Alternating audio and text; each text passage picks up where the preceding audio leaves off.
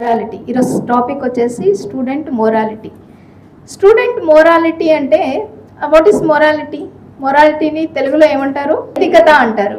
నైతికత అంటే ఏంటి? నైతికత అంటే ఏంటి? మనం మామూలుగా వింటామా? నైతికంగా ఉండాలి, నైతిక విలువలు ఉండాలి, నైతికత ఉండాలి అనే మాట వింటూ ఉంటాం కదా, జనరల్గా వింటాం కదా. నైతికత అంటే వాల్యూస్. వాల్యూస్ అంటే ఏంటి? నైతిక విలువలు అంటే వాల్యూస్. వాట్ ఈస్ నైతికత? What is morality? మొరాలిటీ అంటే ఏంటంటే బేసికల్గా ఒక డెఫినేషన్లో చెప్పాలంటే మనము యాజ్ ఏ హ్యూమన్ బీయింగ్ ఉంటే హ్యూమన్ బీయింగ్ ఉండాల్సిన డ్యూటీస్ కానీ ఉండాల్సిన లక్షణాలు కానీ ఉండటమే నైతికత. రైట్? ఇప్పుడు మీరందరూ కూడా ఇంటర్మీడియట్ ఫస్ట్ ఇయర్ స్టూడెంట్స్, మిమ్మల్ని స్టూడెంట్స్ అని అంటారు. ఈ స్టూడెంట్స్ అనేది ఒక పార్ట్ ఆఫ్ యువర్ లైఫ్. ఆ స్టూడెంట్ లైఫ్లో మీరు ఎలా ఉండాలి, మీ బాధ్యతలు ఏంటి, మీరు చేయాల్సిందేంటి, మీరు ఏ రకమైన రెస్పాన్సిబిలిటీ చూపించాలి, మీరు ఏ రకమైన పర్సనాలిటీ చూపించాలి అనేదే మీ యొక్క స్టూడెంట్ యొక్క మొరాలిటీ. యాజ్ ఏ మదర్ నేనున్నాను. నేను మదర్ స్థానంలో ఉంటే తల్లిగా నా పాత్ర ఏంటి, నా బాధ్యతలు ఏంటి, నా విధులేంటి, నా లక్షణాలు ఏంటి అని నేను ఆ బిహేవియర్ని చూపించటం అనేది as a mother morality.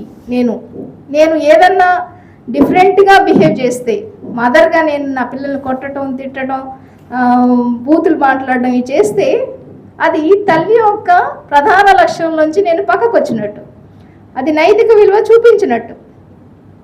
Okay, అలానే ఇప్పుడు మీరందరూ చదువుకోవడానికి వచ్చారు. ఎక్కడ అట్మాస్ఫియర్లోంచి మీరు ఇక్కడికి వచ్చి ఒక సంస్థలో మీరు ఇంటర్మీడియట్ ఫస్ట్ ఇయర్లోకి ఎంటర్ అయ్యి చదువుకోవడానికి వచ్చిన మీ యొక్క బాధ్యత, మీ యొక్క నైతికత ఏంటి అని ఇప్పుడు మనం కొంతసేపు మాట్లాడుకుందాం.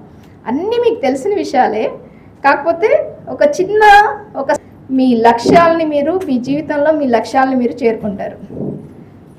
ఒక ప్రశ్న, స్టూడెంట్స్గా మనకి ఎదురయ్యే సమస్య ఏంటి? యాజ్ ఏ స్టూడెంట్ ఎప్పుడూ కూడా చదవండి చదవండి చదవండి, మార్కులు మార్కులు మార్కులు అంటారు.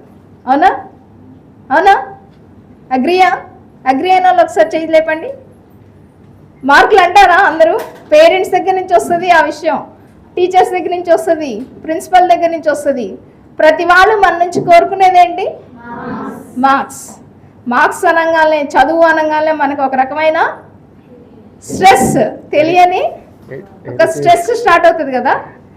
ఆ స్ట్రెస్ నుంచి మనము సక్సెస్లోకి వెళ్ళాలి. Stress to success.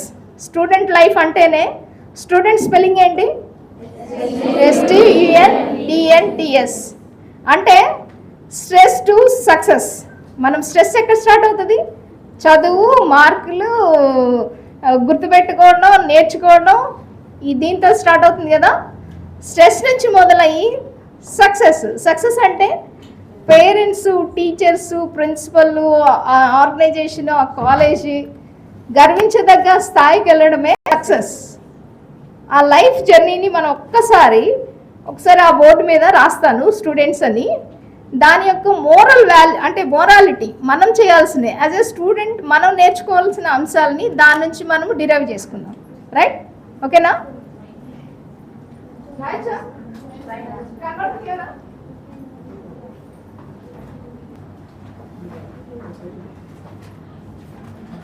Okay, SMT ఏమనుకున్నాం? స్ట్రెస్ నుంచి స్టార్ట్ అవుతుందా మనకి? స్ట్రెస్ మనం ఎక్కడ చేరాలి? సక్సెస్. ఈ స్ట్రెస్ టు సక్సెస్ లైఫ్ జర్నీయే మన స్టూడెంట్ లైఫ్ జర్నీ. రైట్? అవునా? ఇప్పుడు మనం ఎక్కడ స్టార్ట్ చేస్తున్నాం? స్ట్రెస్ నుంచి. అందరికి స్ట్రెస్ ఉందా? చదవాలనే స్ట్రెస్ ఉందా? Okay, right. టీ ఫర్ అంటే ఒక చిన్న ఈ యొక్క 7 స్టెప్స్ అన్నమాట. స్ట్రెస్ టు సక్సెస్ లైఫ్ కి ఒక చిన్న 7 స్టెప్స్ మనం ఇక్కడ ఫాలో అవుతాం. Tea for teachers. Okay, tea for teachers. Teachers మన ఎడ్యుకేషన్ లైఫ్లో టీచరు చాలా ముఖ్యమైన అంశం, అవునా? మంచి టీచర్ దొరికి మంచి సబ్జెక్ట్ చెప్పి ఆ టీచర్ చెప్పేది మంచిగా వింటే కనుక సగం మన లైఫ్లో మన ఒక ఎడ్యుకేషన్ ఆ ఇయర్లో ఏదైతే అకాడమిక్ ఇయర్ ఉంటుందో ఆ అకాడమిక్ ఇయర్లో సగం సమస్య తీరిపోయినట్టే. ఒక మంచి టీచర్ చెప్పేది ఒక క్లాస్ రూమ్లో ఆ టీచర్ తీసుకునే 1 అవర్ క్లాస్ ఏదైతే ఉంటుందో ఆ 1 అవర్ క్లాస్లో మీరు ప్రెజెన్స్ ఆఫ్ మైండ్ అంటే ఇప్పుడు ఇక్కడ చెప్పే అంశాల మీద మీరు దృష్టి పెట్టి అప్పుడు ఆ సబ్జెక్ట్ ఏదైతే చెప్తున్నారో ఆ 1 అవర్లో సైన్స్ చెప్తున్నారా, సోషల్ చెప్తున్నారా, తెలుగు చెప్తున్నారా, ఇంగ్లీష్ చెప్తున్నారా అనేది మీరు కాన్షియస్గా ఆ ప్రెజెన్స్ ఆఫ్ మైండ్ అంటే మీ శరీరము, మీ దేహము, మీ మనస్సు, మీ యొక్క ఆలోచన అంతా కూడా ఆ టైంకి మీరు ఆ చెప్పే టీచర్ మీద ఆ చెప్పే సబ్జెక్ట్ మీద కనుక పెట్టగలిగితే ఆ 1 అవర్ మీరు ఏదైతే తెలుగు టీచర్ తెలుగు చెప్తున్నారనుకోండి ఆ క్లాస్లో ఒక 1 అవర్లో ఆ తెలుగు చెప్పే టీచర్ మీద శ్రద్ధ పెట్టి ఆ టీచర్ ఏం చెప్తున్నారో ఆ 1 అవర్లో గ్రహించగలిగితే మీకు ఇంకా చదివే పని ఉండదు. డైరెక్ట్గా మన మైండ్లోకి ఆ సబ్జెక్ట్ వెళ్ళిపోతుంది. అవునా అవునా అవునా కదా? అనేది వినడం అనేది ప్రధానమైన లక్షణం. This is first step. Coming to second step, you for understand అంటే ఏంటి? అర్థం చేసుకోవడం. ఆ టీచర్ ఏదైతే చెప్తున్నారో దాన్ని సరైన రీతిలో అర్థం చేసుకున్నప్పుడు మనకి సగం ఇంకా ఆ సబ్జెక్ట్ మీద ఇంకా మొత్తం పూర్తి అవగాహన వచ్చేస్తుంది అనమాట. అది ఎంతమంది చేస్తున్నారు?